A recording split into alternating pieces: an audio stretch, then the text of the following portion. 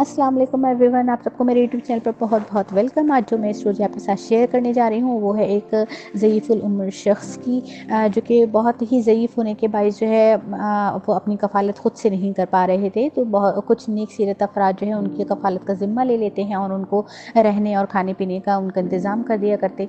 बाबा जी अपने सारा वक्त जो है वो इबादत में गुजारते और कुछ टाइम के लिए जो है चहलकदमी के लिए बाज़ार की तरफ निकल जाया करते थे। आज इसी तरह जो है वो चहलकदमी की खातिर बाज़ार की तरफ निकले तो तेज़ बारिश शुरू हो गई। इतनी तेज़ बारिश, इतना प्यारा मौसम, और जब बाज़ार पहुँचे तो देखा कि भाई हलवा पूरी की दुकान है जहाँ पे बहुत ही गरम गरम हलवा पूरी बन रही है। तो उनका दिल ललचा जाता है और खाने का बहुत ही दिल चाहता है, लेकिन वो अपनी ख्वाहिश को दिल ही में दबाते हुए उस दुकान के पास से गुजरते हैं तो दुकान वाला उनको आवाज़ लगाता है कि बाबा जी कहाँ जा रहे हैं, आएँ बैठें, हलवा पूरी टेस्ट तो करके जाएँ कैसी बनी है। वो अल्लाह का बहुत शुक्र अदा करते हैं और बैठते हैं, हलवा पूरी का मज़ा लेते हैं, खाते हैं और दुकानदार को बहुत ही ज़्यादा दुआएं देते हुए जो है आगे निकल आते हैं उस दुकान से।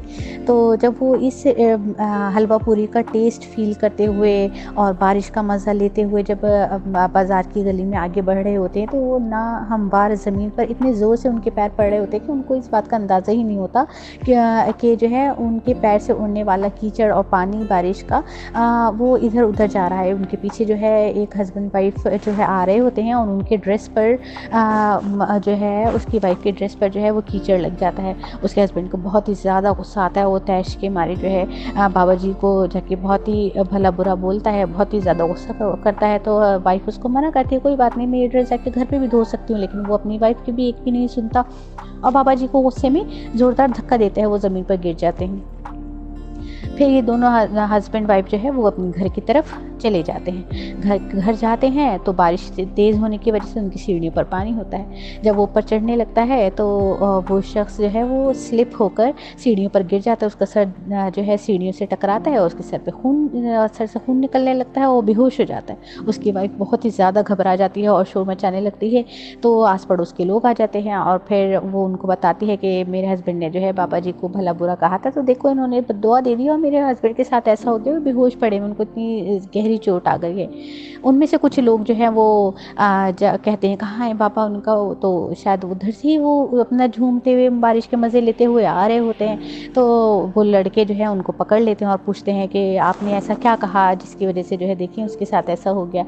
तो बाबा जी बोलते हैं कि मैंने कुछ भी नहीं कहा है, तुम ये बात देखो कि ये अपनी वाइफ से जो है वो इतना प्यार करता था कि उसके सिर्फ कपड़ों पे कीचड़ लगने की वजह से जो है उसको इतना गुस्सा आ गया और उसने मेरे साथ इतना मिसबिहेव किया।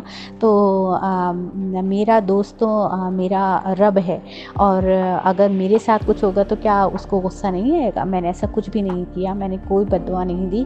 तो ये तो वही है, इसके अपने ही अमाल का नतीजा है कि जो उसने मेरे साथ मिसबिहेव किया, तो इसकी वजह से जो है ये इसके साथ हुआ है। तो हमें इस स्टोरी से ये सबक लेना चाहिए कि हमें अपने गुस्से पर काबू रखना चाहिए, बड़े छोटे का एहतराम करना चाहिए, कुछ चीज़ों को जो है वो लाइट लेकर लाइफ में आगे बढ़ जाना चाहिए, ना कि हर चीज़ को जो है बहुत सीरियस और बड़ा मैटर समझकर जो है उसके ऊपर ओवर रिएक्ट करना चाहिए, क्योंकि आखिरकार मरने के बाद जो है हमारे साथ हमारी गुड डीड्स ही जाते हैं। तो बी हैप्पी और अच्छे काम करते रहिए। इसी नोट के साथ अपना ख्याल रखिएगा। Thank you so much.